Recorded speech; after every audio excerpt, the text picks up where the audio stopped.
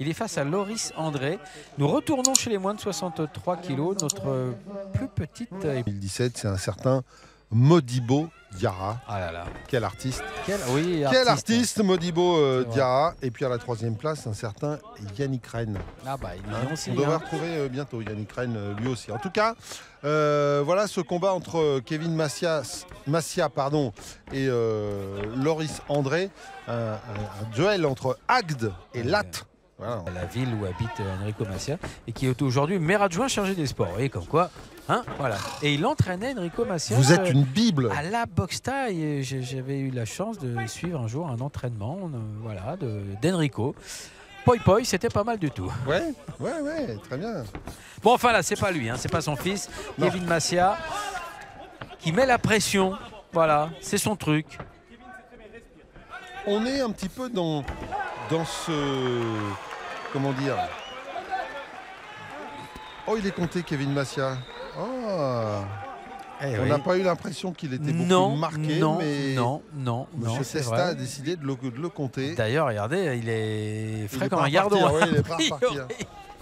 On est un peu dans le contexte du combat entre Thibaut Vedel et Maël Monchozou tout à l'heure, avec un boxeur plus petit, un peu trapu, c'est Kevin Macia avec son 1m70. Et face à lui, eh bien, 10 cm de plus pour Loris André avec 1m80. Ouais. C'est joli ce petit pas de côté à droite là, pour Kevin Macia, qui intitulait La Pression, The Pression. Bah, là, il l'a maintenant la pression. Hein.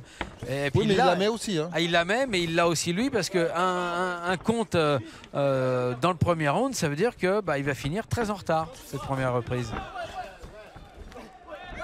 Il faut mettre la pression pour gagner le round et équilibrer. Ouais, ça va pas être simple quand même. Non. Hein. Il faudrait quand même marquer beaucoup de points là. Bon. Mais c'est vrai que on va le revoir, mais il n'avait pas l'air beaucoup choqué.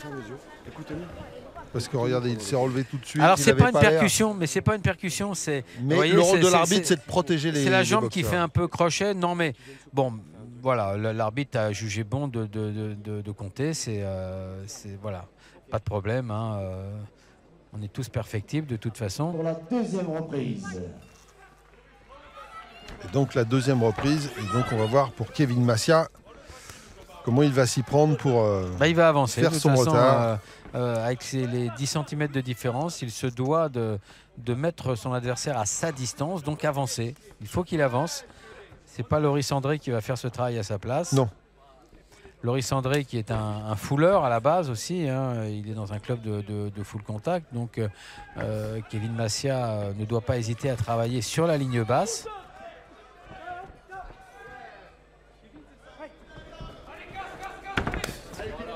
C'est ce qu'on lui dit d'ailleurs. Casse et casser les appuis. Ah oui, c'était bien joué ça, ce petit... Alors c'est une feinte, c'est une feinte front kick. On lance le genou tout droit pour donner l'impression qu'on va frapper en front et on remonte au dernier moment. Donc ça nécessite un beau travail de hanche, d'engagement de la hanche et d'appui pivotant sur la jambe qui reste au sol. En savate, on appellerait ça un fouetté haut. Ça marche bien. Alors en savate, ce serait une feinte frontale qui se termine en chassé haut, en fouetté haut, oui, en fouetté figure. Fouetté figure, pardon. Fouetté figure. Pour être tout à fait exact. Attention, on relâche. Mais c'est une jolie feinte. Il faut une belle aptitude, hein, de belles dispositions techniques pour faire ça. C'était votre spécial, Jean-Paul? Ah, j'aimais bien ça. Ouais. Ah, j'aimais beaucoup, oui. Je trouve que le travail de feinte dans les sports de combat en général, c'est une des parties les plus intéressantes parce que c'est ce qui va amener à la réaction adverse et qui va vous permettre de travailler sur des ouvertures après cette réaction, de mieux comprendre comment votre adversaire réagit. Donc le travail de feinte, c'est très intelligent. Donne-lui pour qu'il la casse. T'attends quoi? Ce que tu fais, c'est bien. Mais mets de la rage. T'as un minimum de fierté. Je m'en fous de saloperie, je m'en branle. Est-ce que t'as un minimum de fierté? Oui, j'en ai. T'en as de la fierté? Montre pas que t'es capable. Tu donnes des coups, mais presque t'es timide. Vigilant, c'est plaisant. Alors, c'est intéressant, Jean-Paul, parce qu'on entend Eric Schmidt, en fait, faire appel aux qualités de guerrier, hein, de son boxeur. ce qui est intéressant dans le discours, c'est de dire voilà, tu fais plein de choses bien, mais en gros, tu es un peu timoré, tu as pression sur Loris André.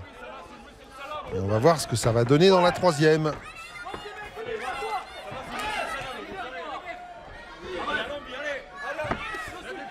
Ah, dès qu'il est à distance, Loris, il faut qu'il travaille. Hein, parce que sinon, Kevin, lui, rentrera systématiquement pour boxer à sa propre distance. Ouais, Kevin, il va absolument pas dangereux. Allez, il reste 1 minute 15 pour se départager, même si Kevin Masia a quand même pris le meilleur. Maintenant qu'il y a cette blessure, ça peut jouer dans un sens comme dans l'autre. Mais regardez cette vitesse. Ouais. La dernière minute.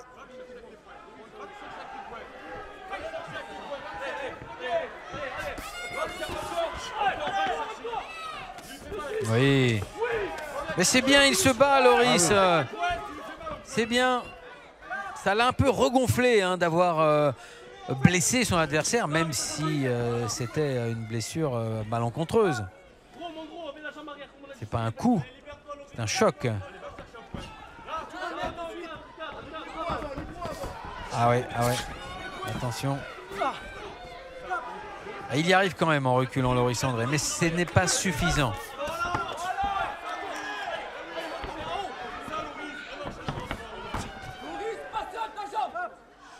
Allez, les 15 dernières secondes. Et les paroles d'Eric Schmidt résonnent encore. Vas-y, voilà, il faut que tu sois plus méchant, quelque part. Ouais, oui, c'est ce qu'il lui disait voilà, mais pendant bon, la minute de repos. Voilà, mais quelque part, chacun dans son style aussi. Mais oui, il y a eu le compte à la première reprise. Il y a eu le compte, vous avez raison. Eh oui. Je suis resté sur l'impression générale technique et tactique. Et vous aviez raison. Mais il y a eu le compte, bien sûr, le compte. Alors, est-ce que finalement la deuxième et la troisième reprise suffiront à faire au moins l'équilibre, voire même la différence? On va le savoir, hein, de toute façon. Voilà les derniers échanges. Les combattants au centre, s'il vous plaît, pour la décision. Il est déclaré vainqueur, le coin rouge, Kevin The Prison Masia. Eh bien, il a réussi à retourner la situation, Jean-Paul.